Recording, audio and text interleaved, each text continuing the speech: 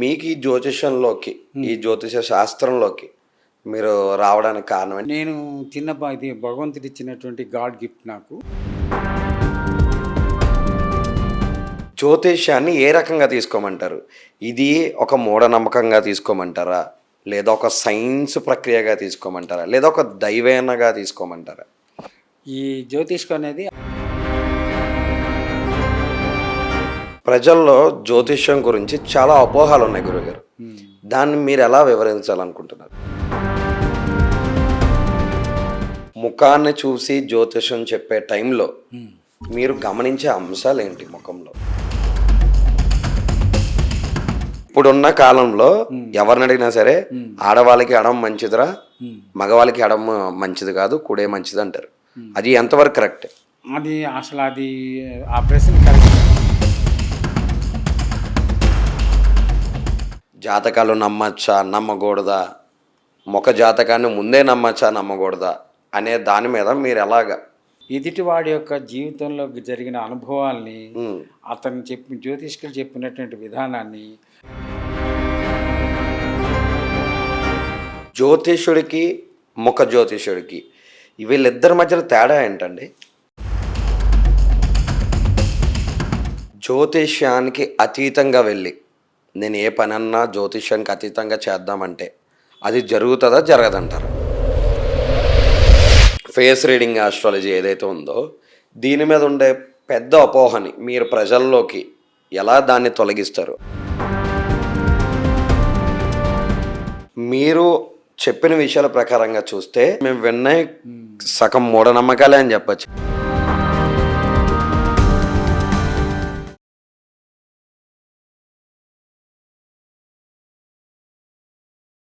అందరికీ నమస్తే, నేను మీ తరుణ్. వెల్కమ్ టు అనంతర మీడియా. ఈరోజు నాతో ఉన్న వ్యక్తి పండిత్ ఈశ్వర్ గురూజీ గారు. ఈయన జ్యోతిష శాస్త్రం గురించి మన ఛానల్లో ఉన్న, మన ఛానల్ని వీక్షిస్తున్న మన ప్రేక్షకులకి అలాగే ప్రజలందరికీ కూడా ఈ శాస్త్రం గురించి, అతని విద్య గురించి కూడా మనతో షేర్ చేసుకుంటాం. గురుగారు, అసలు జ్యోతిషం అంటే ఏంటి గురుగారు? పెద్దవాళ్ళని సంప్రదించినప్పుడు, జ్యోతిష్ పండితులు అనుభవం ఉన్న వాళ్ళని సంప్రదించినప్పుడు వాళ్ళు 2 విధాల పరిష్కారాలు చెప్తారన్నమాట. ఒకటి దేవతార్చన, 2 స్వయంకృత అపరాధం. ఈ రెండిట్లో ఎప్పుడైతే సవరణ చేసుకుంటాడో మంచి భవిష్యత్తులకి, ఫ్యూచర్లోకి వెళ్తాడు. గురు ఆశీర్వాదం కూడా ఉంటుందన్నమాట. ఎప్పుడైతే గురు ఆశీర్వాదం పొందాడో మైండ్ సెట్ నెగిటివ్దల్లా కూడా పాజిటివ్కి వచ్చి సక్సెస్ఫుల్ జీవితాన్ని గడుపుతాడు. ముందుకు వెళ్ళి 10 మందికి చెప్పడానికి కూడా ఉంటుంది. ఆ అనారోగ్యత నుంచి వచ్చినటువంటి ఒక సాంప్రదాయం, పూర్వీకులు చెప్పినటువంటి సాంప్రదాయాల్ని పాటించి వృద్ధిలోకి వచ్చి సక్సెస్ఫుల్ అవుతారు.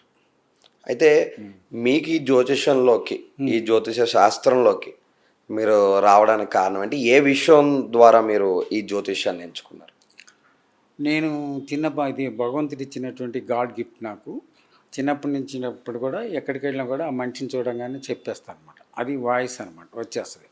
ఆ వచ్చినప్పుడు చెప్పినప్పుడు ఏంటంటే పండితులు చెప్పినా, పామరుడు చెప్పినా, మిడిల్ క్లాస్ చెప్పినా కూడా ఇది యథార్థమైనటువంటి విషయం అని చెప్పి వాళ్ళు ఒప్పుకుని చెప్పారనమాట. ఇది ఎట్లా కరెక్ట్గా చెప్పావంటే అది భగవంతుడి గాడ్ గిఫ్ట్ అని చెప్పేవాడు అనమాట.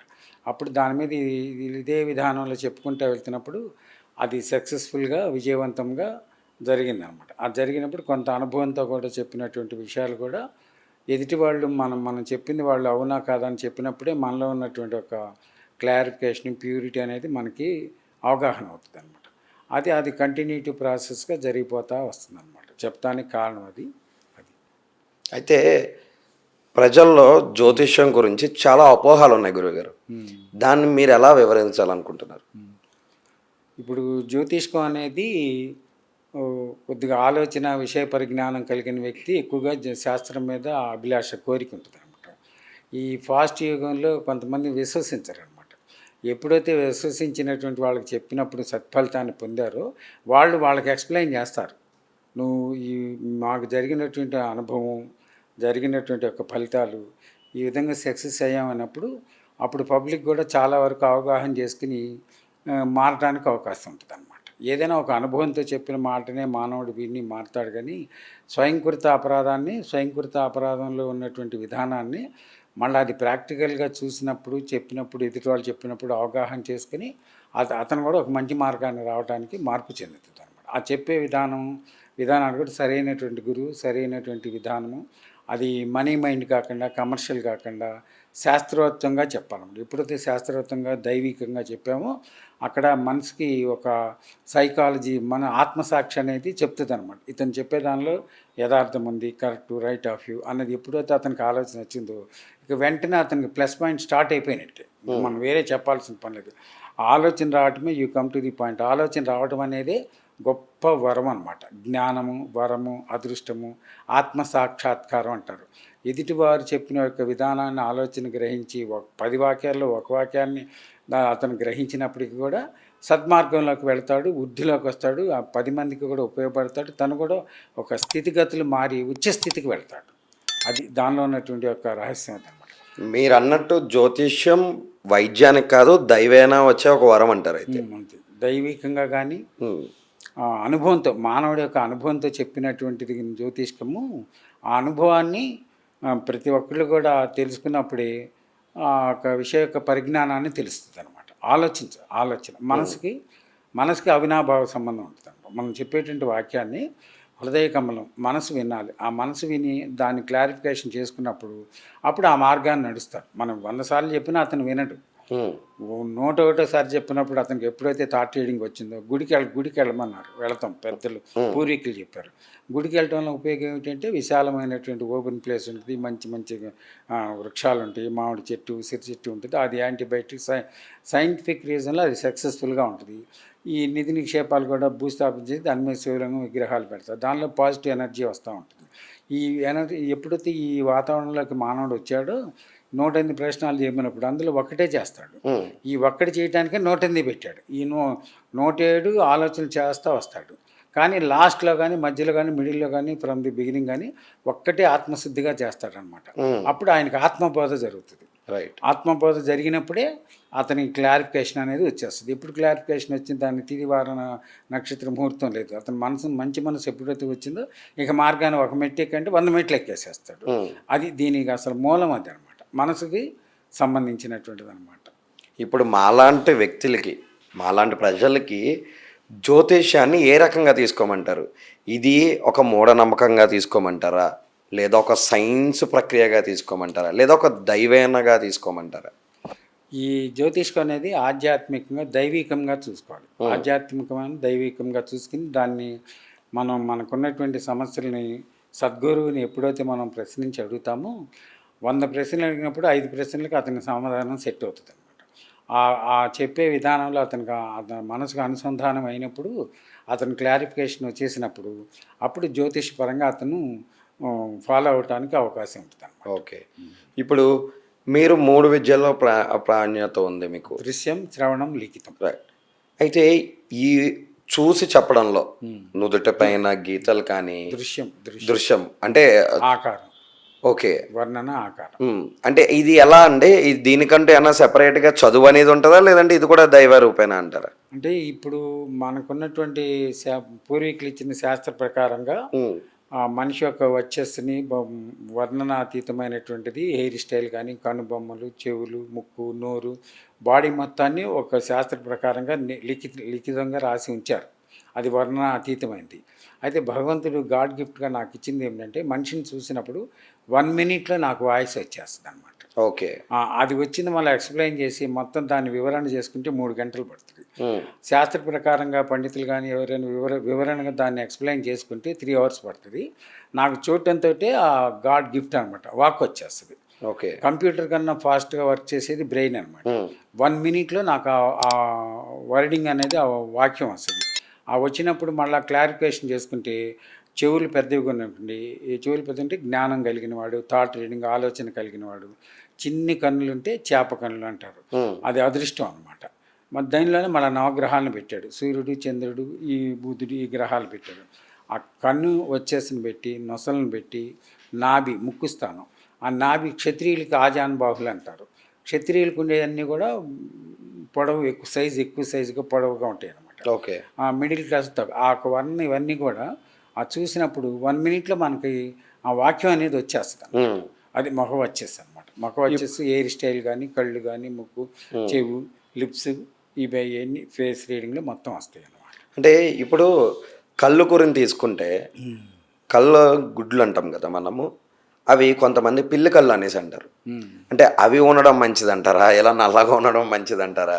పిల్లి కళ్ళు ఉన్నవాళ్ళు, చిన్న చిన్న కళ్ళు ఉన్నవాళ్ళు చేప కళ్ళు అనేవాళ్ళు. ఉమ్, పిల్లి కళ్ళు ఉన్నవాళ్ళు అమితమైనటువంటి జ్ఞానం, గ్రహణ శక్తి ఉంటుంది వాళ్ళలో. ఓకే. దివ్యమైనటువంటి ఒక శక్తి ఆవరణై ఉంటారన్నమాట. పిల్లి అంటే మామూలు మనుషుల కన్నా కూడా తెలివితేటలు ఎక్కువగా ఉంటాయి అన్నమాట.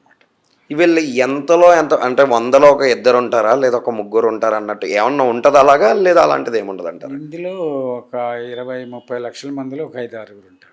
అంతే, చాలా రేర్గా ఉంటారు. రేర్, చాలా తక్కువ. వాళ్ళకి విపరీతమైనటువంటి కోపం ఉంటుంది. రైట్. ఎదుటి మనిషి చెప్పింది వినే సహనం వాళ్ళలో ఉండదు. అలాగే కనుబొమ్మలకు వచ్చినా సరే, కనుబొమ్మలు కొంతమందికి జాయింట్ అయిపోయి ఉంటాయి. మనకి ఇలా అయితే గ్యాప్ ఉంది, కానీ కొంతమందికి జాయింట్ అయిపోయి ఉంటాయి. అసలు కలిసి ఉంటాయి. అంటే దాని గురించి ఏం చెప్తారు గురువుగారు? అపరిమితమైనటువంటి జ్ఞానం కలిగిన వాడు అనమాట. అతను చెప్పిందే మనం వినాలి. కలిసి ఉంటే అంటే సూక్ష్మ జ్ఞాని అంటారు. ఎప్పుడైతే సూక్ష్మ జ్ఞాని దైవభక్తి కలిగి ఉంటాడు, ఆ దైవభక్తి కలిగిండి సూక్ష్మ జ్ఞానిగా ఉన్నవాడు ఆ అమితమైనటువంటి ఆలోచన గ్రహణ శక్తి కలిగి ఉంటారు. ఓకే. అదే నసలు వాలిపోయి ఉంటే ప్రేమతత్వం కలిగి ఉండి దయాహృదయం కలిగి ఉంటాడు. అదే నసలు పైకి ఉన్నాయనుకోండి, క్షత్రియ జాతి వాడు అంటే రాజవంశీయుడు అనమాట. ఎంతసేపటికి కఠినమైనటువంటి ఎదుటి మనుషుల్ని పనిష్మెంట్గా మాట్లాడుతూ ఉంటారు. అట్లా వచ్చేస్తుంటుంది. అంటే చెవులు పెద్దవిగా ఉన్నాయనుకోండి, సపోజ్ వినాయకుడు కూడా పెద్ద చెవులు పెడతారనమాట. ఆది గురువు వినాయకుడు అనమాట. ఎప్పుడైతే చెవులు పెద్దవి ఉంటే ఆలోచన జ్ఞానం కలిగిన వాడు అంటే థాట్ రీడింగ్ చాలా గొప్ప వ్యక్తిగా వాళ్ళ యొక్క అనుభవాలను పెట్టి మహనీయులు లిఖితం చేశారు, రాశారనమాట. ఓకే. అది ఓన్లీ థాట్ వరకే, వాళ్ళు ఒక ఉన్నత స్థానాన్ని చేరుకుంటారనేసి ఏం లేదు. అది వాళ్ళు చేసే సాధనలో వాళ్ళు ఎంచుకున్నటువంటి వృత్తిలో ఉన్నతమైన, చాలా వరకు ఉన్నతమైన స్థితికే ఉంటారు. ఇప్పుడు నాభి ముక్కు ఉంది, ముక్కు కూడా కొటేరు ముక్కు అంటారు. ఆ ముక్కు కోల ముక్కు వండి పొడవుగా ఉన్నప్పుడు అతనికి విపరీతమైనటువంటి కోపం కలిగి ఉంటాడనమాట. ఓకే. అట్లా వాళ్ళు నిర్ణయాలు తీసుకునేది కూడా చాలా ఉన్నతంగానే ఉంటుంది. అందరు కూడా ఉన్నత స్థితిలోనే ఉన్నారు. అయితే ఒక్కటి చాలా పెద్ద డౌట్ గురువు గారు మా అందరికీ కూడా, చాలామంది నుదుట చూసి చెప్తారు, నుదుట పైన గీతలు కానివ్వండి, ఇంకోటేనో. మాకుండే డౌట్ ఏంటంటే, వయసు రీత్యా ఈ నుదుటి పైన గీతలు పోవచ్చు, పెరగచ్చు కూడా. ఇప్పుడు మీరు నా నుదుటి గీతలు చూసి ఇప్పుడు చెప్పిన జాతకం ఇంకో 10-15 సంవత్సరాల తర్వాత సేమ్ అలానే ఉంటుంది అంటారా? అంటే పుట్టుకతో వచ్చే పోవు, మధ్యలో వస్తే మధ్యలో పోతాయి. ఇప్పుడు రేఖలు కూడా కొన్ని మారిపోతాయి. హస్త సాముద్రికలో పామిస్ట్రీ అంటారు. అవును. హస్త సాముద్రికలో నుదుటి పైన గీతలు ఉన్నప్పుడు ఉన్నతమైన స్థితి కలిగిన వాడు, ఆలోచన జ్ఞానం కలిగిన వాడు అని చెప్తారు. అవి శాశ్వతంగానే ఉంటాయి, పోవటం అనేది జరగదన్నమాట. అందుకని ఇప్పుడు పోయినాయి అనుకోండి, పోయినప్పుడు అతని యొక్క స్థితిగతులు కూడా మారిపోతాయి. ఓకే. ఉచ్చ స్థితి నుంచి నీచంలోకి వస్తాడు, నీచం నుంచి ఉచ్చ స్థితిలోకి వస్తాడు. అది ఒక దాన్ని మనం తెలుగు పదంలో ఏం చెప్పంటే అదృష్టం అని చెప్పారు. ఓకే. బ్రిటిష్ వాడు మన దేశాన్ని 200 సంవత్సరాలు పరిపాలించి వెళ్ళిపోతున్నప్పుడు ఏం చెప్పాడంటే, కొన్ని జ్యోతిష్కమైనటువంటి దైవకు సంబంధించిన వాక్యాలు 2 వాక్యాలు చెప్పాడు. అదృష్టవంతులు అన్నాడు. అదృష్టవంతులు అనేటువంటి పదం లక్కీ ఫెలోస్ అనేది ఒక బ్రిటిష్ వాడు చెప్పాడు. ఎందుకు చెప్పంటే తపాలా, రోడ్డు ట్రాన్స్పోర్టు, పోస్ట్ ఆఫీస్ ఇవన్నీ వాడు నిర్మాణం చేశాడు. అవి చెడగొట్టలేకపోయాడు అన్నమాట. అప్పుడు అదృష్టవంతులు ఇండియన్స్ అని చెప్పి అన్నాడు. ఓకే. అయితే ఇది చాలా బాగుంది గురుగారు, మాకు చాలా వరకు చెప్పారు. ఇప్పుడు కొత్తగా ఏఐ అని ఒకటి వచ్చింది. ఏ షాపింగ్ మాల్స్కి వెళ్ళి లేదా ఫోన్లో కూడా మనం ఒక సెల్ఫీ పంపితే చాలు జాతకం వచ్చేస్తుంది, లేదా షాపింగ్ మాల్లో మన ఫేస్ అక్కడ పెడితే మన ఫోటో తీసి జాతకం చెప్తుంది. ఎంతవరకు నమ్మచ్చు అంటారు అటువంటి ఏఐ జాతకాలని? ఇది కౌటిల్యుడు, బృహుడు, అగస్త్యుడు, వ్యాసుడు, పరాశరు మహర్షులు లోక కళ్యాణం కోసం చరిత్రలో తాళపత్ర గ్రంథాల్లో లిఖించి వెళ్ళిపోయారు అన్నమాట. ఓకే. అది మహనీయులు, జ్ఞానులు కలిగినటువంటి పండితులు, మహనీయులు దాన్ని ట్రాన్స్లేషన్ చేశారు. ఆ ట్రాన్స్లేషన్ని దాన్ని కంప్యూటరైజ్ చేశారు. ఆ చేసినప్పుడు వాళ్ళు ఇచ్చినటువంటి యొక్క మూలాధారాన్ని పెట్టి అది చెప్పడానికి అవకాశం ఉంది. చెప్పింది కూడా చాలా వరకు కూడా పర్ఫెక్ట్గానే ఉన్నాయి. నమ్మచ్చు అంటారు? అయితే నమ్మాలి, నమ్మకమే అది. అది ఒక మహనీయులు ఇచ్చినటువంటి ఒక పరంపరమైనటువంటి శాస్త్రం అది. ఉమ్, వీళ్ళు ఇది తయారు చేసి చెప్పినటువంటి జ్ఞానం కలిగింది కాదు. ఓకే. మహనీయులు ఇచ్చినటువంటి యొక్క చరిత్ర ఆధారంగా తాళపత్ర ఆధారంగా దాన్ని కంప్యూటరైజ్ చేసి వాళ్ళ పబ్లిక్లో నవీన నాగరికతలు ఆధునిక నాగరికతలు ఉమ్, మంచి ప్రావీణ్యతను పొందాడు. వేదాలు ఉద్భవించినవా, వేదం అంటే ఏంటి, వేదం గురించి చెప్పమని వాళ్ళ ప్రశ్న వచ్చింది సమాజపరంగా. ఉమ్, వేదం అంటే జ్ఞానం అనమాట. ఆ జ్ఞానాన్ని సప్త మహర్షులు ఏం చేశారు, ధ్యానం చేసుకుంటే హిమాలయ పర్వతాల్లో ధ్యానం చేసుకుంటే వాళ్ళ యొక్క అనుభవాలను శిష్యులకి పరంపరం చెప్పుకుంటూ వచ్చారు. లాస్ట్ బ్యాచ్ వచ్చేటప్పుడు వాళ్ళు చేశారు, లిఖితం చేశారు తాళపత్ర గ్రంథంలో. ఓకే. లిఖితం వేదం అనేది లిఖితమా జ్ఞానమా ఏంటి, జ్ఞాన సంపుటికిని లిఖితం చేసి లోక కళ్యాణం కోసం మహనీయులు ఇచ్చినటువంటి అద్భుతమైనటువంటి వాక్యాలు అనమాట. ఉమ్, అది 100% సక్సెస్ అనమాట. ఓకే. అది అయితే నమ్మచ్చు అంటారు అయితే. రమ్మచ్చు. అది మానవుడు లిఖించింది కాదు, ఉమ్, మానవుడు ప్రత్యేకంగా తయారు చేసిన కదా. మానవుని యొక్క అనుభవాన్ని తాళపత్ర గ్రంథంలో లిఖించటం వలన అది లోక కళ్యాణానికి ఉపయోగపడింది. ఓకే. దాన్ని సంపూర్ణంగా విశ్వసించవచ్చు. ఉమ్, విశ్వసించడానికి మనం కాదంటానికి మనం ఎవరు, తరతరాల నుంచి వచ్చినటువంటి ఒక జ్ఞానాన్ని. ఓకే. అసలు గురువు గారు జ్యోతిష్యుడికి ముఖ జ్యోతిష్యుడికి వీళ్ళిద్దరి మధ్యలో తేడా ఏంటండి? ఇప్పుడు జ్యోతిష్కుడు అనేటప్పటికల్లా పామిస్ట్రీ జ్యోతి హస్త సాముద్రికను చూస్తాడు. ఉమ్, శుక్రస్థానం, గురుస్థానం, శనిస్థానం, రవిస్థానం, బుధస్థానం, ఈ 5 స్థానాలని చూసి అందులో భాగ్యరేఖని చంద్రస్థానము, శుక్రస్థానము, వీటన్నిటిని అనుసంధానం చేసి చక్రం వేసి దీన్ని ఒక 120 నిమిషాల్లో గణిత శాస్త్రాన్ని వేసి అతను చెప్తాడనమాట. అతను జ్యోతిష్కుడు చెప్పేటువంటి విధానం అతనమాట. ముఖ జ్యోతిష్యుడికి ఉన్న తేడా. Face reading. అవును.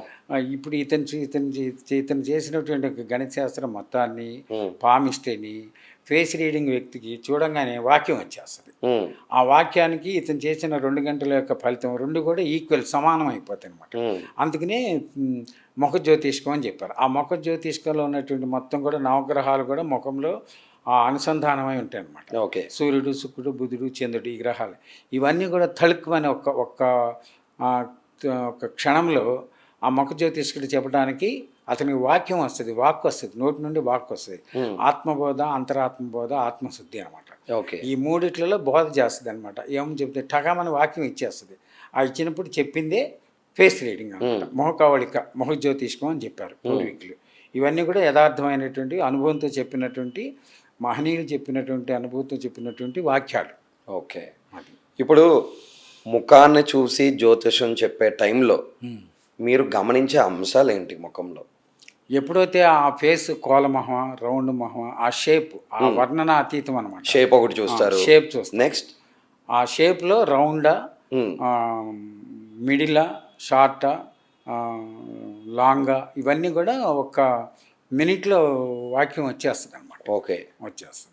అంటే దైవేన కాబట్టి చూసిన వెంటనే మీకు వాక్యం వస్తుంది. వాక్యం వచ్చేది. నిజంగా దైవం పరంగా కాకుండా మామూలుగా చెప్పాలంటే వాళ్ళ కళ్ళు చూసి లేదా ముక్కు చూసి ఇంకోటైనా చూసి చెప్పాలి. ఇవన్నీ చూసుకుని చెప్పుకోవాలి. గణిత శాస్త్రం వేసి చెప్పుకోవాలి. ఓకే. గణిత శాస్త్రం. ఇప్పుడు చిన్న డౌట్ కాదు, ఇది చాలా పెద్ద డౌట్. ఎందుకంటే మా యంగ్స్టర్స్కి ఉండే డౌట్ ఏంటంటే గురుగారు, ఆడపిల్లలు చొట్టబొగ్గలతో ఉంటారు. అది ఎంతవరకు అదృష్టం ఉంటుంది? చాలా మంది చాలా దిక్కులు అన్నా, అరే చొట్ట జంపలు ఉంటే అదృష్టం రా అనేసి అంటారు. ఎంతవరకు మనం నమ్మచ్చు అది? పూర్వీకులు విషయ పరిజ్ఞానం చాలా తక్కువగా ఉండేది. మోటుగా ఉండేవాళ్ళు, మోటు ప్రజలు అనేవాళ్ళు. ఆ రోజుల్లో పళ్ళెత్తుగా పుట్టిన, మెల్లకన్నున్నా, చొట్టబొగ్గులున్నా, ఆ అవయవాల్లో బాడీలో ఏ లోపం ఉన్నా కూడా వాళ్ళ జీవితకాలం మొత్తం బాధిస్తారు, బాధపడతారు, కొంతమంది సూసైడ్ చేసుకుంటారు. కాబట్టి అదృష్టం అనేటువంటి పదం తీసుకొచ్చి తగిలిచ్చారనమాట. ఓకే. దానివల్ల ఏమవుతుందంటే ఎప్పుడైతే పళ్ళెత్తైనా, చొట్టబుక్కులైనా, నొసలు ఇదిగా ఉన్న అదృష్టం అనగానే అతను ఏం చేస్తాడంటే సెల్ఫ్ కాన్ఫిడెన్స్ అనమాట.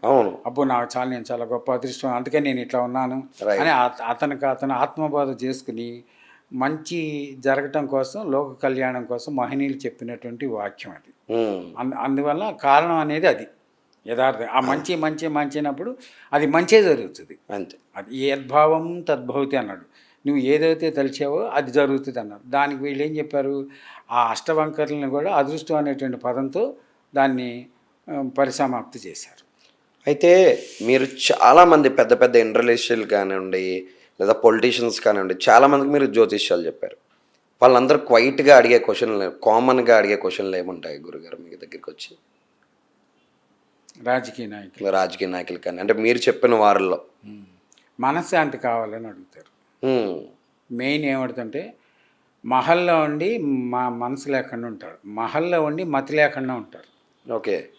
ఉమ్, మనశ్శాంతి ఉండదు వాళ్ళకి. ఉమ్, ఆ మనశ్శాంతి కోసం వాళ్ళు ఏం చేయాలని అడుగుతారు, రెమెడీస్ అయ్యి అడుగుతుంటారు. రెమెడీస్ అడుగుతారు. ఉమ్, దానం ధర్మం చేయరు, రూపాయి ఎవరికి ఇవ్వరు. ఇవ్వరు. ఉమ్, వాళ్ళ మైండ్ కాన్సెప్ట్ అంతా కూడా బిల్ గ్రేటు, క్లింటన్, ఇంకా ఉన్నత స్థితికి ఇంకా ఇంకా ఇంకా ఇంకా ఆ వే ఆఫ్ మార్గంలో వెళ్ళిపోతూ ఉంటారు. ఉమ్, ఉమ్, దానివల్ల ఏమవుతుందంటే వాళ్ళకి సుఖశాంతులు, లగ్జరీ అనేది వాళ్ళకు ఉండదు. ఉమ్, ఎప్పుడైతే భావన ఎప్పుడైతే దేనిలో ఉన్నదో, ఒక ప్రొఫెసర్ని మనం చూసినప్పుడు పూర్వీకులు కానీ ఇప్పుడు కానీ వాళ్ళు ఎప్పుడు కూడా అవసరానికి ఆహారం తీసుకుంటారు, అవసరానికి వస్త్రాలు ధరిస్తారు.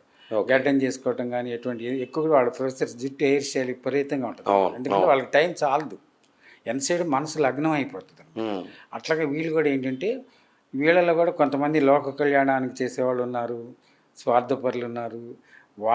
వాళ్ళకి కొన్ని నిర్ణయాలు ఉంటాయి, టార్గెట్స్, ఇన్ని లక్షల కోట్లు చేయాలని. ఆ మార్గంలో వెళ్ళిపోతూ ఉన్నప్పుడు ఎక్కడ కూడా మనశ్శాంతి అనేటువంటి పదం వాళ్ళకి తెలియదు. అసలు నిద్రపోని వ్యవస్థలు కూడా కొన్ని ఉన్నాయి. వాళ్ళు నిద్రపోరు అంతే, ఇంక వాళ్ళ జీవితాలు అలా వెళ్ళిపోతూ ఉంటాయి అనమాట. ఎవరి మనస్తత్వాన్ని బట్టి వాళ్ళ జీవితాలను అలా వెళ్ళిపోతున్నాయి అనమాట.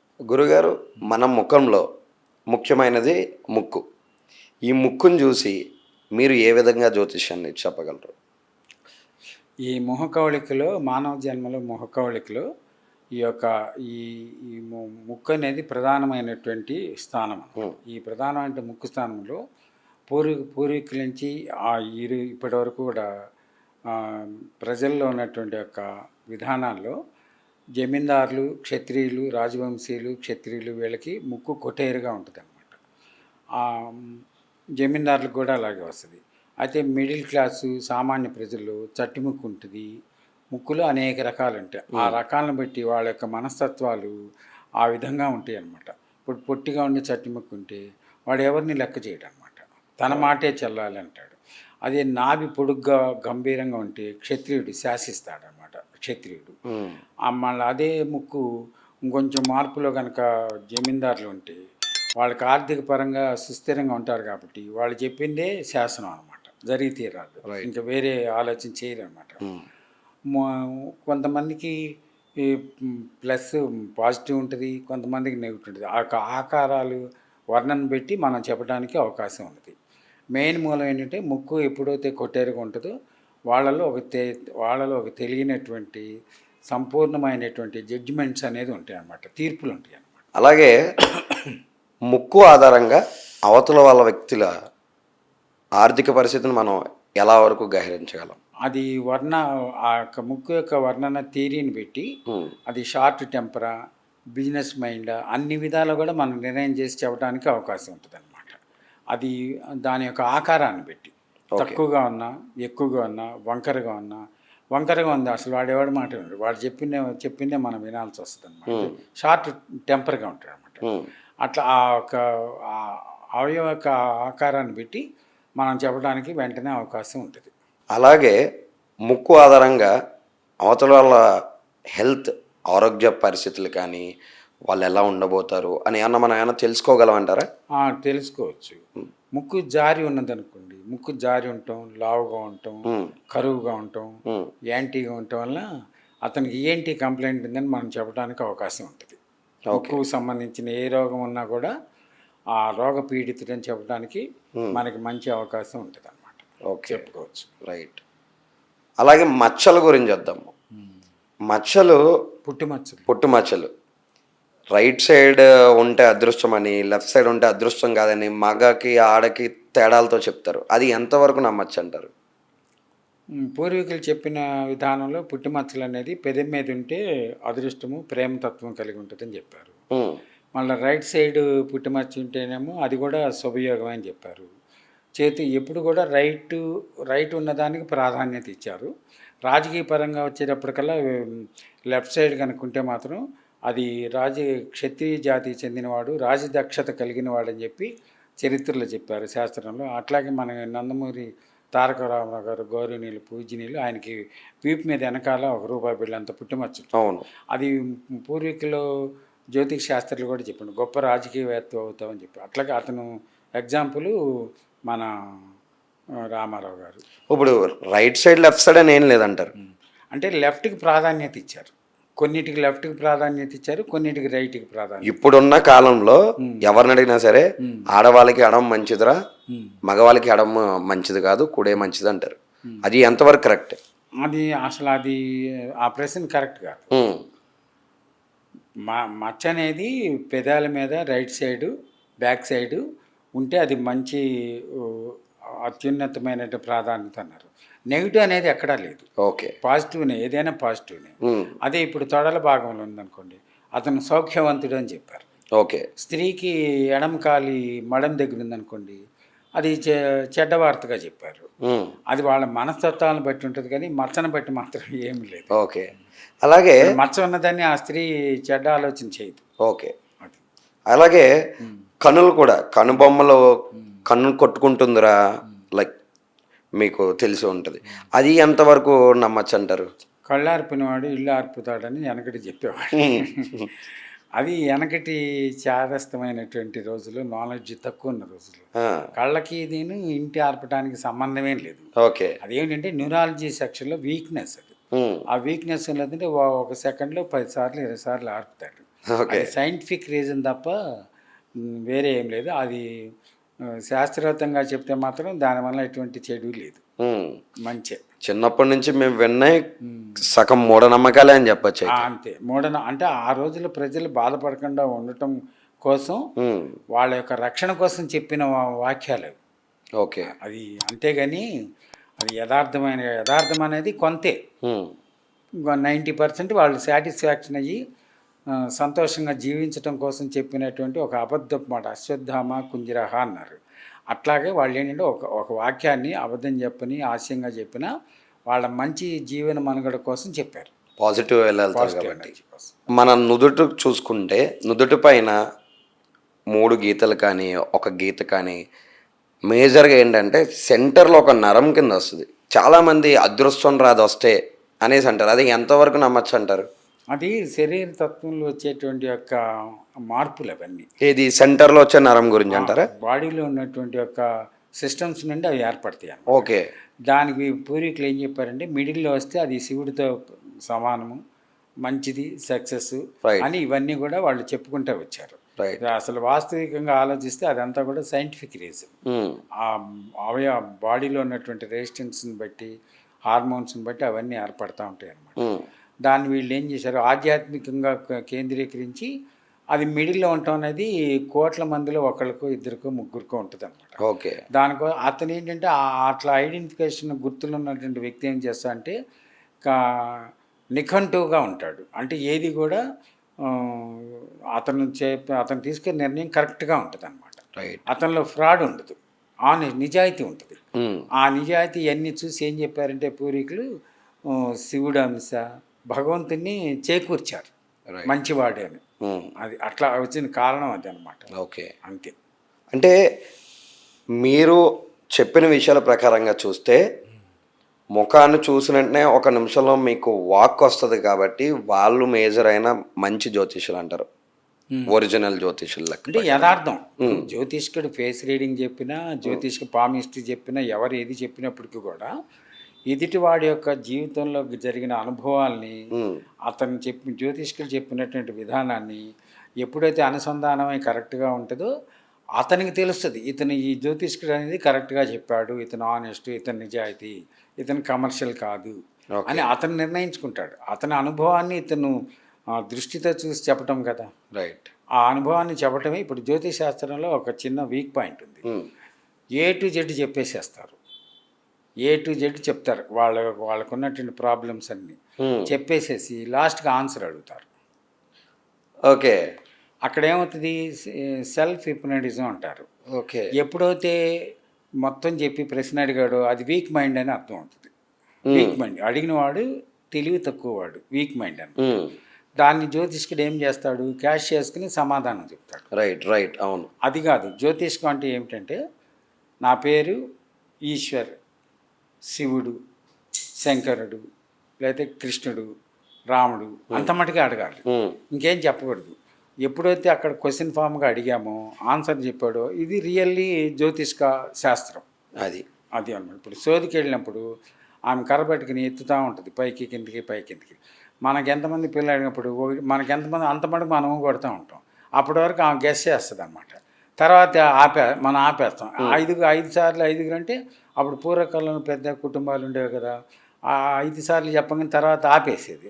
మనం కొడతాం ఆపంగానే ఆమె దాన్ని మేనేజ్ చేసుకుని చెప్పేది అనమాట. ఓకే. సోది కూడా ఒక హిప్నటిజం సోది చెప్పడం కూడా. ఓకే. అది ఎదుటివాడి భావాన్ని చూసి హిప్నటిజం. అలాగే ముఖంలోనే ఇంకొక ముఖ్యమైన అవయవం ఏదైతే ఉందంటే అది చెవులు.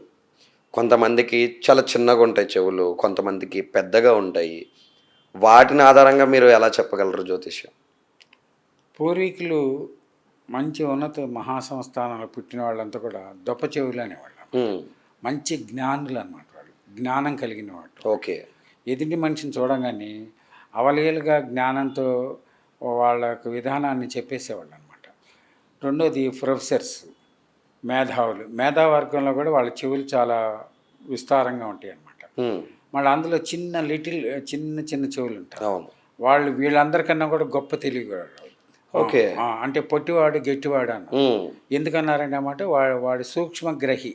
పాము గ్రద్ద ఎట్లా గ్రహిస్తుందో అంతకన్నా కూడా జ్ఞానంగా గ్రహించే శక్తి ఈ షార్ట్గా ఉన్న వాళ్ళకి వస్తుంది అనమాట. ఈ ఎక్కువగా చెవులు ఉన్న వాళ్ళంతా కూడా ఉన్నత స్థితి వాళ్ళే ఉన్నారు. మేధావంతులు, ధనవంతులు, ధనిక వర్గంలోనే ఉన్నారు, క్షత్రియుల్లో ఉన్నారు, రాజవంశీల్లో ఉన్నారు. ఓకే. అది బై బర్త్ వాళ్ళ రాజవంశీలు. రైట్. చాలా బాగా చెప్పారు గురుగారు. మాకు మిగతా మన ముఖంలో ఉండే మిగతా వాటి గురించి అంతా కూడా బాగానే చెప్పారు. మేజర్గా ఒకటి మర్చిపోయా నేను, హెయిర్ స్టైల్ గురించి. చాలా వరకు హెయిర్ స్టైల్ చూసి కూడా చెప్తారు. దీంట్లో కూడా ఉంటుందా ప్రావీణ్యత, హెయిర్ స్టైల్ చూసి చెప్పడం కూడా? మనస్తత్వాన్ని బట్టి అతని హెయిర్ స్టైల్ అనేది దూకోవటం జరుగుతుంది. రైట్. ఓకే. ఒకళ్ళేమో పాపిడి తీస్తారు, ఒకళ్ళేమో పాపిడి తీరు. అవును. ఒకళ్ళు మొత్తం ఎట్లా ఫ్రీగా వదిలేస్తారు, ఊరికే చేత్తో అట్లా సవరణ చేసుకునే వాడికి మైండ్ సెట్ చాలా ఫాస్ట్గా ఉంటుంది అనమాట. ఓకే. దానికి కూడా టైం వేస్ట్ చేయడం అనమాట. తన ఆలోచన జ్ఞానంతో ఊరికి ఆ టైంకి అది చెయ్యాలి అని చేసేసుకుంటాడు. అదే మనం ప్రముఖమైనటువంటి నాయకులు చూసినప్పుడు, ఎగ్జాంపుల్ మనం ఇతర దేశాల్లో కెనడీని చూస్తే హెయిర్ స్టైల్ అంతా ఎప్పుడు కూడా బ్యాక్ అయి ఉంటుంది, మొత్తం వెనక్కి దువ్వేసేస్తాడు, పాపిడి కానీ ఏ ఉండదు. వాళ్ళు మేధావులు అనమాట. మేధావర్గం ఎప్పుడు కూడా పాపిడి తీయదు, అంతా ఒకటి మొత్తం ప్లెయిన్ సాఫ్ట్గా పైకి దువ్వేసేస్తారు. ఓకే. పాపిడి తీసిన వాళ్ళ మనస్తత్వం వేరే ఉంటుంది, తీయని వాళ్ళ మనస్తత్వం మహా అద్భుతంగా ఉంటుంది అనమాట. పాపిడి తీసిన వాళ్ళకి చెరిగిపోతే వాళ్ళ మనసు అంతా వైబ్రేషన్స్ నెగిటివ్ వచ్చేస్తుంది. ఓకే. నేను వెళ్ళాను, అంత రెడీ వెళ్ళాను, నా చెడిపోయిన జిట్టు అంతా నా మనసు బాగలేదు అంటాడు. అదే ఇప్పుడు హెయిర్ స్టైల్ కంప్లీట్ పైకి దూకుని వెళ్ళిపోయాడు, వాడికి గాలివాన వచ్చినా కూడా వాడిది ఎప్పుడు సేమ్ యాజ్ ఫార్వర్డ్ సెట్టే ఉంటాడు. అంటే వాడి ఏక నిర్ణయం. ఓకే. ఒకసారి నిర్ణయం తీసుకున్నాడంటే ఇంకెనక్కి తిరగడు అనమాట. ఇప్పుడు కెనడీ క్రాఫ్ అని కూడా చెప్పారు. ఈ హెయిర్ స్టైల్లో కెనడీ పేర్లు, కొంతమంది ప్రముఖ పేర్లు కూడా వచ్చినాయి. వాళ్ళేంటి మొత్తం ప్లెయిన్గా పైకి దివేసేస్తారు. వాళ్ళలో అద్వితీయమైన ఆలోచన, విషయ పరిజ్ఞానము, సభా మర్యాద, కీర్తి, ప్రతిష్ట, ధన, జనాకర్షణ. కెనడీ బయటకు వచ్చిన గాలివానలే జనం వచ్చేవాళ్ళు, అంత ఆకర్షణ శక్తి కలిగిన వాడు అంట. అంటే బ్యూటిఫుల్, మంచిగా అందాన్ని, ఆనందాన్ని మనసుని చేకూర్చేది హెయిర్ స్టైల్. ఓకే. ఎప్పుడైతే హెయిర్ స్టైల్ పవిత్రంగా చక్కని పద్ధతిలో ఉన్నాడు, ఎదుటివాడు ఆకర్షించబడతాడు. రైట్. అది చాలా మనిషి యొక్క ఎపీరియన్స్కి ధనవంతుడు అవ్వచ్చు అవ్వకపోవచ్చు, హెయిర్ స్టైల్లో ఒక మనిషిని ఉన్నత స్థితిని చూపిస్తుంది అనమాట. ఓకే. అద్భుతమైనటువంటి రిజల్ట్ని చెప్తుంది. చాలా పూర్వీకులు అప్పుడు ఆ రోజుల్లో కుచిముడని వేసుకునేవాళ్ళు, పాపిళ్ళు గీపిళ్ళే ఉండవు, రైట్, ఆ ముడేసేసుకునేవాళ్ళు. అది పూర్వీకుల సాంప్రదాయం, అద్భుతమైనటువంటిది అనమాట. ఓకే. ఆ ముడిలో కూడా అర్థం ఉందంటారా? ముడిలో శిఖ అన్నారు. శిఖ ముడేశాడంటే వాడు ఏదనుకుంటే అది అయ్యేదాకా ముడిపోయేవాడు కాదు. ఓకే. లేదు ముడిప్పేసాడంటే వాడి పని అయిన తర్వాత మళ్ళీ ముడేసేవాడు. ఆ రోజు ద్రౌపది కూడా ఆ రోజుల్లో పరాభవం జరిగింది కాబట్టి నేను జడేసుకోను, వాళ్ళని సంహరించిన తర్వాతే నేను వేసుకుంటానని చరిత్ర పుటల్లో చాలా ప్రాముఖ్యత ఉన్నది. అలాగే పెదవులను చూసి కూడా మీరు ఎలా చెప్పగలరు అంటారు? పెదవులు చూసినప్పుడు మనకి ఎగ్జాంపుల్ పుట్టపర్తి సాయిబాబా. ఎప్పుడు కూడా ఆయన ప్రేమతత్వంతో వాయిస్ మాట్లాడేటప్పుడు 2 కూడా చాలా ఫాస్ట్‌గా మాట్లాడుతుంటాడు, స్లోగా మాట్లాడతాడు. మనం మాట్లాడే మాటలు ప్రేమతత్వం అనేటువంటిది ఆ కదలికలో అది రియల్‌గా క్రుయాలిటీ ఉందా, ప్రేమతత్వం ఉందా 2 కూడా మనకు అర్థమవుతాయి అన్నమాట. ప్రేమతత్వంతో ఎంతటి శత్రువైనా సరే ప్రేమతత్వంతో మనం మాటే మంత్రం అన్నాడు. అవును. సృష్టిలో దాన్ని మించిన మంత్రం లేదన్నాడు. ఆ మాట వలన యుద్ధాలు జరిగినాయి, యుద్ధాలు ఆగిపోయినాయి. ఒక స్త్రీ కనుసైగ వలన యుద్ధాలు ఆగినాయి, కనుసైగ వలన యుద్ధాలు జరిగినాయి. అట్లాగే మనం ఎప్పుడైతే ఆ యొక్క లిప్స్ని పవిత్రంగా చక్కగా నీట్గా ఉంచి మనం మంచి ఉచ్చారణ చేస్తుంటామో దానిలో ఒక తెలియనటువంటి ప్రేమానురాగాలు, ప్రేమతత్వం అనేది ఆ బంగారం మాట మాట్లాడాడరా అంటారు. రైట్. ఆ యొక్క విధానంలో అతనికి ఒక పుట్టుకతో వస్తుంది. కొంతమంది నేర్చుకుంటారు, కొంతమంది చూసి తెలుసుకుంటారు. ఇదంతా అభ్యసించడం అనమాట. ఏది ఏమైనప్పటికీ సత్వాక్యం చక్కని వాక్యాన్ని మాట్లాడినప్పుడు ఉభయతారక మిత్రత్వం అన్నాడు. సంతోషమైనటువంటి ఆనందమైనటువంటి వాక్యం, బంగారం మాట మాట్లాడావు అని పూర్వీకులు అనేవాళ్ళు. ఇప్పుడు మళ్ళీ అవన్నీ కూడా రిపీట్ అవుతున్నాయి, ఓకే. వచ్చేస్తున్నాయి జనరేషన్లో. అలాగే మరి వాటి రంగును బట్టి కూడా చెప్పగలరా గురుగారు? అంటే ఇప్పుడు కొంతమందికి చాలా నలుపు రంగంలో ఉంటుంది. అతను తెల్లగా ఉన్నా సరే పెదాలు మాత్రం చాలా నలుపుగా ఉంటుంది. బయట ఉన్న అపోహ ఇదంతా కూడా. అది ఎంతవరకు మీరు సమర్థించగలరు? రంగుతో కూడా ఉంటుంది. తల్లి పాలు ఇచ్చినప్పుడు తుడిసేస్తుంటే బ్లాక్ అనేది రాదు. ఓకే. తల్లి ఎప్పుడైతే తుడవకుండా వదిలేసిందో బ్లాక్ వస్తుంది. రైట్. బ్లాక్ వచ్చినప్పుడు అతనికి ఒక తెలియనటువంటి అనీజీ సోమర్తనం ఉంటుంది. ప్యూర్గా ఉన్నవాడు ప్యూర్గా ఉన్నవాడు క్లారిటీగా మంచి సత్వాకను పలుకుతూ ఉంటాడు. అది అది ఒక ఆ వర్ణాతీతం ఆ చూసినటువంటి రంగుని బట్టి మనం చెప్పడానికి అవకాశం ఉంటుంది. ఓకే. ఎప్పుడు కూడా పరిశుద్ధంగా నీట్గా క్లారిఫికేషన్ ఉన్నప్పుడు స్ట్రైట్ ఫార్వర్డ్ చక్కని సత్యవంతుడు అని చెప్పాలి. మనం మిగతా పార్ట్స్కి వస్తే మేజర్గా మన గెడ్డం గురించి చూసుకుందాం.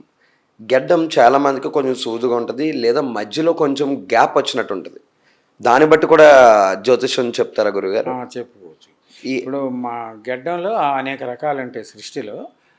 చాలా సింపుల్గా తక్కువగా ఉండి గాడి వచ్చిన షార్ట్గా ఉంటే అబ్రహం లింకన్ కూడా చాలా తక్కువగా ఉంటుంది.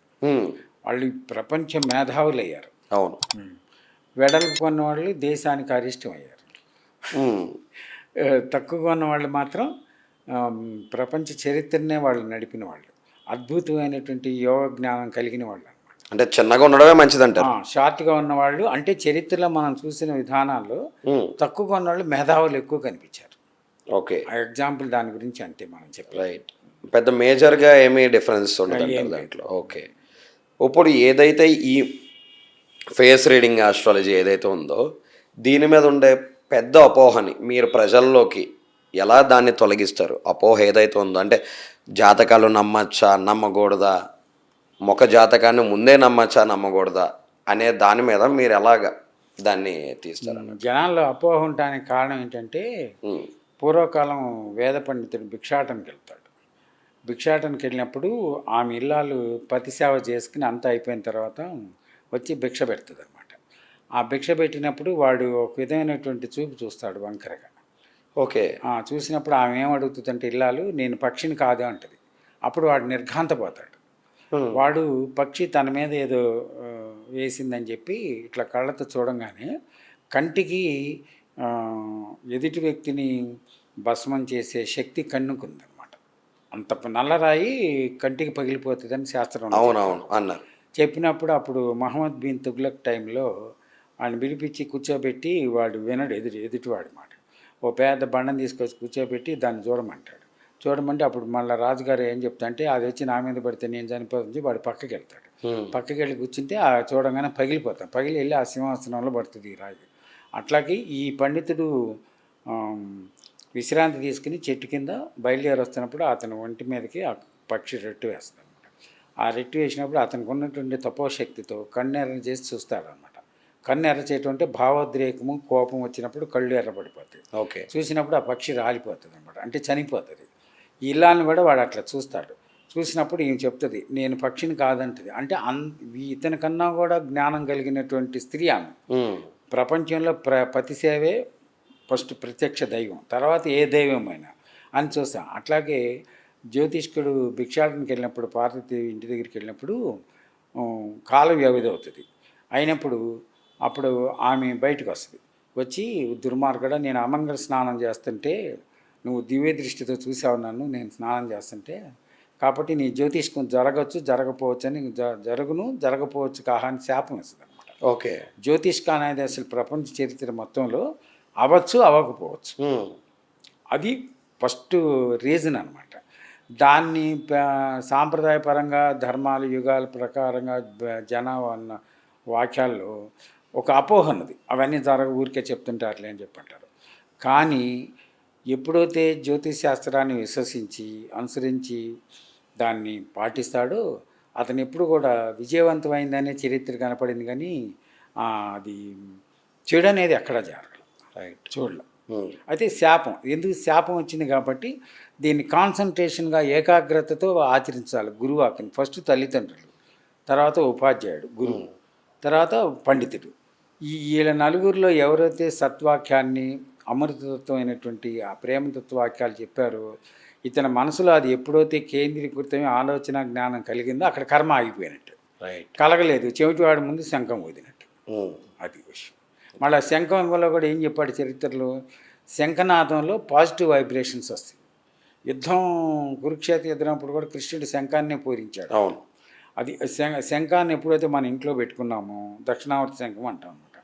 ఆ శంఖాన్ని ఇంట్లో పెట్టి బియ్యం పెట్టాలి, చంద్రుడు అనమాట. బియ్యం అంటే చంద్రుడు. ఎప్పుడైతే అది పెట్టిన దానిలో మన ఇంట్లో ఉన్నటువంటి నెగిటివ్ ఎనర్జీ, నెగిటివ్ ఫోర్స్ అంతా పోయి పాజిటివ్ వచ్చి నిర్మల తత్వము, ప్రశాంత తత్వము, ఒక శాంతమైనటువంటి మనసు కూల్లో ఉంటుంది అనమాట. పూర్వీకులు ప్రతి ఇంట్లో కూడా దక్షిణావర్తి శంఖం ఉండేది. అలాగే ఓవరాల్ ఒక ముఖాన్ని చూసి ఆ మనిషి రాజకీయాల్లో రాణించగలరా లేడా అని చెప్పగలరా? ఇప్పుడు మనిషి యొక్క మొహకవళికను చూసినప్పుడు జనాల్ని ఆకట్టుకుని ఒక లీడర్షిప్ నాయకత్వం వహించినటువంటి వ్యక్తి రాజకీయాల్లోకి రాగలటానికి అవకాశం ఉంటుంది అనమాట.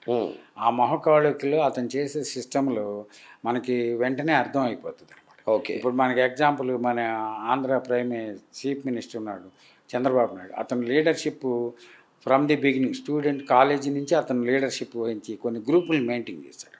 అతని మన మన రాష్ట్రానికి మరి అన్ని సంవత్సరాలు ముఖ్యమంత్రిగా చేయగలిగంటే అతనిలో ఒక ప్రజల్ని అవగాహన చేసి చెప్పి కట్టుకునేటువంటి ఒక ఫేస్ రీడింగ్ అతనిలో ఉన్నది అనమాట. ఓకే. అతను ఏం చెప్తాడు వినాలి అని ఆ ఒక క్వశ్చన్ ఫాము ఎదుటి మనసులోకి వచ్చేటువంటి నాయకత్వం లీడర్షిప్ అతనిలో ఉన్నది.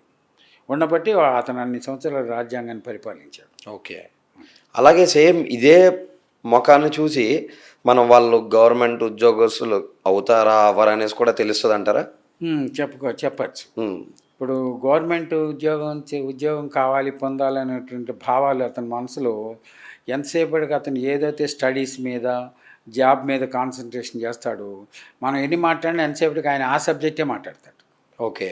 అతని ధ్యేయం ఏంటంటే you come to the point. అక్కడ ఏదైతే కోరుకున్నాడో దాని మీద కేంద్రీకృతం చేసే మాట్లాడుతుంటాడు. రైట్. బిల్ క్లింటన్ వీళ్ళందరూ కూడా గొప్ప చరిత్రకారులంతా వాళ్ళు చేసింది ఏంటంటే పబ్లిక్ సర్వీస్ చేయాలి. పబ్లిక్ సర్వీస్ చేయాలంటే ఎంత మనీ కావాలి, ఆ పబ్లిక్ని ఎప్పుడైతే సేవ చేయాలనుకున్నాడో అంత ధనం అతనికి ఆటోమేటిక్గా ఉచ్చస్థితికి వెళ్ళిపోయాడు మనిషి. ఏ యజ్ఞం యాగం తపం జపాలు చేయలేవాళ్ళు.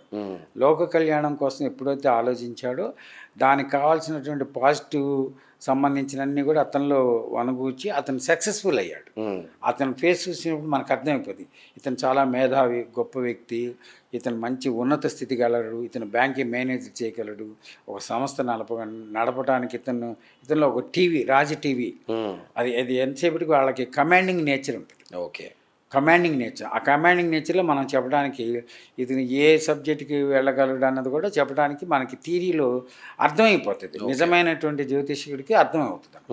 అది దాని కారణం అది. అలాగే చిన్నప్పటి నుంచి మేము చాలా సినిమాల్లో చూసాం. అంటే ఒక వ్యక్తి యొక్క తల పెద్దగా ఉంటే వాళ్ళు చాలా తెలివిగా ఆలోచిస్తున్నట్టుగా సినిమాల్లో కూడా సృష్టించారు. బయట కూడా అలాగే నమ్మచ్చు అంటారా? పుడపర్తి సాయిబాబా కూడా అంతే.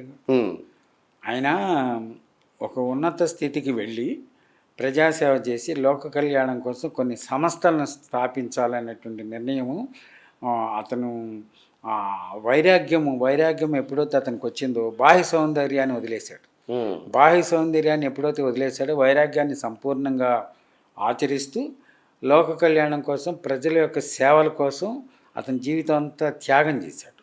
ఆ ఈ ఎప్పుడైతే ఈ భావాలు వచ్చినాయో అతనిలో అలంకరణ అనేది అతనికి ఇక ఇంపార్టెంట్ ఉండదన్నమాట. ఓకే. యోగులకి మహర్షులకి జ్ఞానులకి సన్యాసులకి వీళ్ళు ఎక్కువగా అలంకారానికి ప్రాముఖ్యత ఇవ్వరు. వాళ్ళు అనుకున్న ఆశయాన్ని మీదే వాళ్ళ జీవితం వాళ్ళ మనసు వెళ్ళిపోతూ ఉంటుంది అనమాట. ఉమ్, ఎక్కువగా జుట్టున్న వాళ్ళకి మేధావులు అంటారు. మేధావులు అంటే ఆలోచన విషయ పరిజ్ఞానం కలిగిన వ్యక్తి అని చెప్తారు. ఓకే. అది దానికి కారణం అదనమాట. అలాగే ముఖాన్ని చూసి అవతల వ్యక్తి తను ఏదైతే నడుపుతున్న బిజినెస్ కానివ్వండి ఇంకోటైనా ఒకవేళ పెడదామన్నా సరే రాణిస్తారా లేదని చెప్పగలరంటారా మీరు?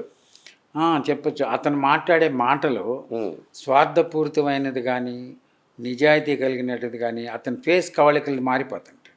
ఇతను చెప్పే దానిలో నిజం ఉంది, సత్యం ఉంది, ఆనెస్ట్ ఉంది అనుకుంటేనేమో మనం దాన్ని ఏకీభవించి అందులో వెళ్ళటానికి అవకాశం ఉంటుంది. ఇతను చెప్పేది ద్వంద్వంగా చెప్తాడు. అశ్వత్థామ కుంజిరహ అంటాడు. చెప్పేది ఒకటి, చేసేది ఒకటి. ఆ చెప్తూ చేస్తున్నప్పుడు అతను నవ్వుకుంటాడు. ఓకే. ఎందుకంటే వీడు పిచ్చివాడు నా మాట విన్నాడని. అక్కడ వాడు కన్నింగ్ మోసగాడని మనం గ్రహించాలి. ఓకే. అది రైట్. కొంతమంది పబ్లిక్గా నవ్వుతారు, కొంతమంది లైట్ స్మైల్ ఇస్తారు, కొంతమంది ఆ మాటల్లోనే క్షణంలో డిఫరెన్స్ పెట్టేసేస్తారు. అప్పుడు వీడు ఫ్రాడ్ అని మనకు అర్థమైపోతుంది. అట్లా కూడా మనం నిర్ణయించడానికి అవకాశం ఉంది. ముఖమాధారంగా అవతల వాళ్ళ ఆరోగ్య పరిస్థితి కూడా మనం చెప్పగలం అంటారా? చెప్పుకోవచ్చు. ఇప్పుడు ఆరోగ్యవంతుడు తేజస్గా చాలా ఆనందంగా ఉల్లాసంగా ఉత్సాహంగా ఉంటాడు. అదే ఈఎన్టీ ప్రాబ్లం ఉన్నవాడు వాయిస్లో తేడా వస్తుంది.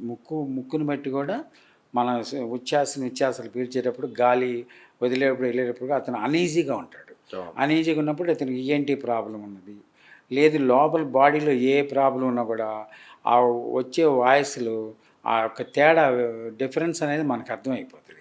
ఇతను క్షయవ్యాధ, ఈఎన్టీ వ్యాధ, లేకపోతే నెమ్ము ఉన్నదా, అట్లా అనేక రకాలైనటువంటి వ్యాధిగ్రస్తులు మాట్లాడే విధానంలో మనకి అవగాహన అవుతుంది. తెలుస్తుంది. జ్ఞాని అనేవాడికి గ్రహిస్తాడు. అలాగే ముఖ కలయిక బట్టి వాళ్ళు లవ్ మ్యారేజ్ చేసుకుంటారా లేదా అరేంజ్ మ్యారేజ్ చేసుకుంటారా? అది అమ్మాయి కానీ అబ్బాయి కానీ దీంట్లో కూడా మనం చెప్పగలమంటారా? చెప్తాను. బాహ్య సౌందర్యానికి స్త్రీలైనా పురుషులైనా బానిసలైనప్పుడు వాళ్ళు వెంటనే లవ్ మ్యారేజ్ చేసుకుంటారు. అది నిలిచేది ఒక 100 మందిలో 10 మంది నిలుస్తారు. ఓకే. అదే బాహ్య సౌందర్యం లేకుండా అతను అనుకున్నటువంటి లక్షణాలు కలిగి ఉన్న స్త్రీ ఉన్నదనుకోండి, ఇంకా అతను సౌందర్యానికి ఇంపార్టెంట్ ఇవ్వడు. ఆమె చేసే సిస్టమ్స్ని బట్టి అతని జీవితకాలం మొత్తం కూడా సక్సెస్ఫుల్గా ఉంటాడు. ఓకే. ఈమెలో మార్పులు ఉన్నా కూడా అతన్ని బట్టి ఈమె మార్చుకుంటుంది జీవితాన్ని. నా జీవితకాలం అంతా ఉండాల్సిన నా భర్త కాబట్టి నేను సక్సెస్ఫుల్గా ఉండాలి, అతని మనసుకు అనుగుణంగా ఉండాలని చెప్పి ఈమె కూడా మారుతుంది అన్నమాట. రైట్. అదే క్షణిక ఆనందంగా ఊరికే నోటి మీద మాటలుగా చిరునవ్వులతో ఉన్నప్పుడు స్త్రీ వెంటనే మోసపోతుంది. ఆ మోసపోతే జీవితం అంతా కూడా స్క్రాప్ అయిపోతుంది. అదేవిధంగా స్త్రీ కూడా చిరునవ్వుతో ఉండి జోకులు వేసుకుంటా ఎదుటి వాళ్ళ యొక్క వీక్నెస్ని కానీ స్త్రీ ఎప్పుడు కూడా పురుషుడి కన్నా కూడా స్త్రీ ఆలోచన జ్ఞానం, విషయ పరిజ్ఞానం కలిగిన మైండ్ సెట్ ఆమెలో ఉంటుంది. ఓకే. అది ఆమె మనసుతో చూసినప్పుడు వాడు ఎంతటి వాడైనా సరే ఆమెకు స్వాధీనం అయిపోవాల్సిందే. స్వాధీనం అయినప్పుడు ఇతను కనుక గ్రహిస్తే మాత్రం అదృష్టవంతుడు అవుతాడు, లేకపోతే జీవితం అంతా నరకం. అదొక వ్యత్యాసం, తేడా ఉన్నది. ఓకే. అది ఇప్పుడు నాకు వచ్చిన చిన్న డౌట్ ఏంటంటే, జ్యోతిష్యానికి అతీతంగా వెళ్ళి నేను ఏ పనన్నా జ్యోతిష్యానికి అతీతంగా చేద్దామంటే అది జరుగుతుందా జరగదంటారా? అంటే అన్నిసార్లు జ్యోతిష్యం అనేది పని చేస్తుందా లేదా కొన్నిసార్లు విఫలమవుతుంది అంటారా? దీనికి పూర్వకాలమే సమాధానం ఉన్నది. Okay. East, west, north, south, తూర్పు, పడమర, ఉత్తర, దక్షిణం, ఈశాన్యం, వాయువు, ఆగ్నేయ, నైరుతి, భూమి, ఆకాశం, అష్టదిగ్బంధనం అని చెప్పిన వేద పండిత పరిషత్తు దశ బాగుంటే దిశతో పని లేదన్నాడు. దిశ ఏమిటి, దశ ఏమిటి, ఇవన్నీ చేదస్తం, పుక్కిటి పురాణం, ఛాందసేన అని చెప్పి ఒక ప్రశ్న వచ్చింది. ఓకే. వీళ్ళు వాదాపవాదాలు జరుగుతున్నప్పుడు మాండల్య మహాముని మనోజయంతి అని ఒక మహర్షి ఉన్నాడు. అతను ఏం చెప్పాడంటే ఇవన్నీ కూడా మీ మనసు లగ్నం కోసం చెప్పినటువంటివి సైంటిఫిక్ రీజన్లో చెప్పారు. నేను ఈ పని మీద వెళ్తున్నాను, ఒక ఉద్యోగం గురించి వెళ్తున్నా, వ్యాపారం గురించి వెళ్తున్నా, పెళ్లి సంబంధం గురించి వెళ్తున్నా, ఒక వాహనం కొనడానికి వెళ్తున్నా, ఒక వ్యాపారం పెట్టడానికి వెళ్తున్నాను, ఇంత ధనం షేర్స్లో ఇన్వెస్టిగేట్ చేస్తున్నాను, ఇంత పొలం కొన్నా అని నిర్ణయించుకున్నప్పుడు ఆ నిర్ణయంలో నేను ఇది సక్సెస్ అవుతాను, ఇది విజయవంతం అవుతాను, మాండల్య మహాముని మనోజయంతు, నీ మనసులో అది సక్సెస్ అని కోరుకుని వెళితే తిదివార నక్షత్ర ముహూర్త వాస్తు శాస్త్రం ఏమీ లేదు. యద్భావం తద్భవతి. ఎప్పుడైతే అతని మనసులో ఫీడ్ అయిపోయిందో అది జరిగి తీరుతుంది. జరిగింది. చరిత్రలో ఎంతో కొన్ని కొన్ని వేల మంది మహనీయులు చెప్పినటువంటి ఒక వాక్యం అనమాట. మనసులో నువ్వు ఫీడ్ చేసుకుని అది సక్సెస్ అవుతుంది అనుకున్నప్పుడు అది అక్షర సత్యము. అలాగే గురుగారు, మనం మేజర్గా చాలా వరకు అడిగే క్వశ్చన్స్ మిమ్మల్ని కానివ్వండి, ఇంటర్వ్యూస్ నన్ను కానివ్వండి, గురువుగారిని అడగండి తరచుగా అడిగే క్వశ్చన్లు ఏంటంటే ముఖ కలవికలు బట్టి వాళ్ళకి సంతాన ప్రాప్తి అంటే వాళ్ళకి మగపిల్లవాడు పుడతాడా, ఆడపిల్లవాళ్ళు పుడతారా, లేదా కవల పిల్లలు పుడతారా అని చెప్పే అవకాశం ఉందంటారా ఈ జ్యోతిష శాస్త్రంలో? ఉన్నది. ఎప్పుడు కూడా చాలా ఆనందంగా, ఆహ్లాదకరంగా, ఉత్సాహకరంగా ఉన్నటువంటి వాళ్ళకి తొందరగా సంతానం కలుగుతుంది. ఓకే. అది మైల్డ్గా, డల్గా ఉన్న వాళ్ళకి చాలా లేటుగా కలుగుతుంది. మూడోది ఏంటంటే కొంతమంది వంశవృద్ధం కావాలి, వంశం వర్ధిల్లాలి, వాళ్ళ ఆస్తులు వాళ్ళే అనుభవించాలి, వాళ్ళ సంతానం వారసులప్పుడు వాళ్ళకు తెలియనటువంటి ఒక భక్తి, జ్ఞానం, సాంప్రదాయము అన్నీ కూడా వాళ్ళు తూచే తప్పకుండా ఆచరించి చక్కని విజయవంతమైనటువంటి సంతానం కలిగినటువంటి ఉన్నది. చరిత్రలో కూడా ఏం చెప్పారంటే పౌర్ణమి తిథిల్లో కొన్ని కాల నిర్ణయాలు చేశారు. ఆ టైంలో రతి క్రీడ ఈ యొక్క సంసారం అనేది చేసినప్పుడు విజయవంతమైనటువంటి సంతానం, పురుష సంతానానికి విధానం చెప్పారు, స్త్రీ సంతతికి కూడా చెప్పారు. ఓకే. ఆ వెనకటి శాస్త్రాలు వాళ్ళు పాటించినప్పుడు ఎక్కువగా ఆవు పాలు తాగటము, వెన్నెల చంద్రుడు కలిగినట్టు చంద్రకిరణాలు ఉన్నప్పుడు, తర్వాత దానికి ఒక నిర్ణయం టైంలు నిర్ణయించారు. ఆ టైంలో కనుక వీళ్ళు దాన్ని ఆలోచన చేసి శ్రద్ధాభక్తితో దాన్ని ఆచరించినప్పుడు సంతానం కలిగితే అక్కడ ఏమిటంటే ఆ యొక్క మనిషిలో కోరికలు ఉన్నప్పుడు ఎదుటి వాళ్ళు చూసే విధానంలో మనకి తేలిక భావంతో అర్థమైపోతుంది అనమాట. కామికుడు ఉన్నాడు, వాడు విపరీతమైనటువంటి స్త్రీలను విపరీతంగా చూస్తూ ఉంటాడు, శాంతమూర్తి ఉంటాడు, తన భార్యను తప్ప ఇంకెవరిని చూడ్డం అనమాట. ఓకే. ఇది స్టూడెంట్ జనరేషన్స్, వాళ్ళకి తెలియక వాళ్ళు ఫాస్ట్లో వెళ్ళిపోతూ ఉంటారు, యాక్సిడెంట్ అవుతూ ఉంటారు. వాళ్ళ చరిత్రలో మొత్తం సారాంశంలో ఒక జ్యోతిష్ శాస్త్రం, ఒక శాస్త్రం అనేది ఉన్నది. అది మళ్ళా పునరావృతం అవుతుంది. ఎందుకు పునరావృతం అవుతుందంటే అంత ఫాస్ట్గా వెళ్ళిపోయి యాక్సిడెంట్లు అయ్యి చనిపోయి రకరకాల నెగిటివ్ పడిపోతూ ఉంది. అప్పుడు ఏం చెప్పారు, ఈ మారణకాండ ఆగాలంటే పూర్వీకులు ఇచ్చినటువంటి శాస్త్ర విధానాలు, పద్ధతులు, మనకి అది వచ్చినది కదా, దాన్ని ఏమంటారు, బంద్ చేశారు, అది వ్యాధులు వచ్చినాయి కదండి మొన్న, కరోనా, కోవిడ్-19. ఈ కరోనా వచ్చిన తర్వాత పూర్వీకులు చెప్పిన విధానాలు ఇవన్నీ కూడా మానవుడు ఎంతో అనుభవించి ఈ అనుభవం మీద ఏం చేశాడంటే మళ్ళీ వెనక్కి చరిత్రకి వెళ్ళిపోయాడు. వివాహాలు కూడా ఏం చెప్పాడు, శాస్త్రవేత్తంగా జాతకానికి ప్రావీణ్యత ఇచ్చాడు. మళ్ళీ వెనక చరిత్రను ఆధారం చేసుకుని జ్యోతిష్ శాస్త్రాన్ని విశ్వసిస్తూ ఇప్పుడు మళ్ళీ చరిత్ర ప్రారంభమైందనమాట. ఆ మనిషి తత్వజ్ఞానాన్ని బట్టి, అతని యొక్క నేచరు, అతను చూసే చూపు విధానాన్ని బట్టి ఇతను మళ్ళీ సంతానం లేని వాడు ఎప్పుడు కూడా మౌనంలో ఉంటాడు. ఓకే. అతను జ్ఞాని అనమాట. ఇంక ఈ చరిత్రలో వచ్చాము, ఈ సృష్టిలో వెళ్ళిపోతాము, ఈ మధ్య ఈ 4 రంగుల చదర రంగులు మనకెందుకు అని వాడు ఎప్పుడు కూడా మౌనంగా ఉంటాడు. మౌనంగా ఉన్నవాడికి కామ కోరికలు రావు, దైవ జ్ఞానం మీద దైవ చింతనలో ఉంటాడనమాట.